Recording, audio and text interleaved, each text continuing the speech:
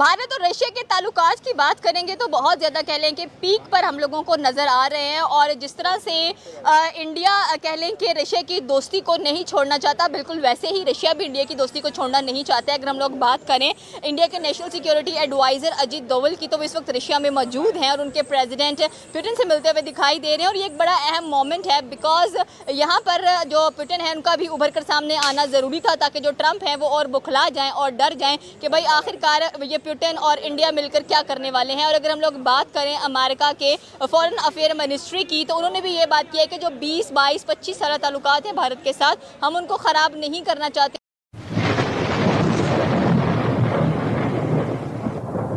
Sir, सवाल आपने सुन लिया कि भारत और रशिया की जो दोस्ती है वो बहुत ज़्यादा मजबूत नज़र आ रही है और पूरे का पूरा जो वेस्ट है वो डरा हुआ है। यहाँ पर ट्रंप बौखला गए हैं, डर गए हैं और सोच में पड़ गए हैं कि आगे क्या होगा। तो आप किस तरह से ये सारा नज़रिया देख रहे हैं? बेसिकली इसमें हम देखेंगे कि ट्रंप जो है, जब से वो अमेरिका का सदर बना है, तो आपको दुनिया के अंदर मुख्तलिफ ममालिक के अंदर जंगें नज़र आएंगी। ठीक है, पहले इंडिया और पाकिस्तान की एक जंग नज़र आती है हमें, और ट्रंप जो है वो कई बार इसका जो है ना इतराफ़ कर चुका है कि ये जंग मैंने बंद करवाई है। और हम देखते हैं कि हमारे जो ऑफिशियल्स हैं वो भी जो है ना इस हवाले से बयान दे चुके हैं कि ट्रंप को जो है ना वो नोबेल प्राइज़ मिलना चाहिए। ठीक है, तो दूसरी तरफ इंडिया का जो इंस्टांस है वो ये कह रहा है कि अभी तक हमने जो ऑपरेशन सिंदूर स्टार्ट किया था वो अभी तक मुकम्मल नहीं हुआ। ठीक है, ख़त्म नहीं हुआ। तो एक तरफ पाकिस्तान जो है ना वो जो है ट्रंप को नोबेल प्राइज़ के लिए वो कर रहा है, रिकमेंड कर रहा है, और दूसरी तरफ इंडिया जो है वो कह रहा है जी अभी ये जंग बंद नहीं हुई। तो अब ट्रंप जो है ना वो इस चीज़ का जो कह सकते हैं जो गुस्सा उतारने के लिए इंडिया के ऊपर टैरिफ लगा रहा है, और दूसरी तरफ इंडिया का जो रुझान एक एशियाई ब्लॉक की तरफ जा रहा है, जिसमें रशिया है, चाइना है, ईरान है, और इंडिया का रुझान इन मालिक की तरफ हो रहा है। ठीक है, क्योंकि इंडिया की जो खारजा पॉलिसी है वो आज़ाद है, वो अपने कौमी मफादात को सोचते हुए फ़ैसला करते हैं, ना कि हम पाकिस्तानी जो हैं वो अपने ज़ाती मफादात को सोचते हैं। तो अपने ज़ाती मफाद के लिए जो काम करते हैं बजाय इसके कि हम अपनी कौम का सोचें।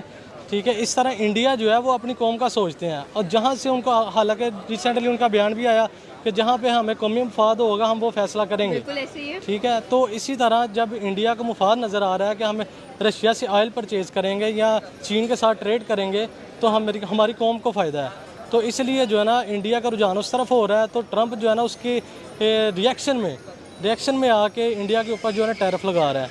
तो मुझे लगता है कि ये अनकरीब ये अमेरिका का जो है ना हमें ज़वाल नज़र आ रहा है कि वो अनकरीब गिरेगा। ठीक है, और ये जो पावर जो शिफ्ट होगी एशिया की तरफ आएगी, जिसमें रशिया है, चाइना है, ईरान है, और ये लोग जो है या ये ममालिक जो ये तरक्की करेंगे और ये जो इंसानियत को जो है ना तरक्की की राह में लेके चलेंगे। बिल्कुल, जो ट्रंप है, अगर हम लोग बात करें उनकी अवाम की या उनके फॉरेन अफेयर्स जो कमेटी है उसकी बात करें, तो उन्होंने भी साफ कह दिया कि आप भारत के साथ क्यों 20, 25, 22 साल ताल्लुकात ख़राब कर रहे हैं। बाइडन को देख लें, बुश को देख लें, ओबामा को देख लें, सारों ने इतनी मेहनत की है उनके साथ ट्रेड जारी करने के लिए और ताल्लुकात को अच्छा करने के लिए। आप अपनी बेवकूफ़ियाँ ना दिखाएं। हाँ जी, देखें, जब जो होता है ना साम्राज्य, जब वो गिरने लगता है ना तो वो अपनी वो आखिरी जो है ना वो धार ज़रूर धारता है।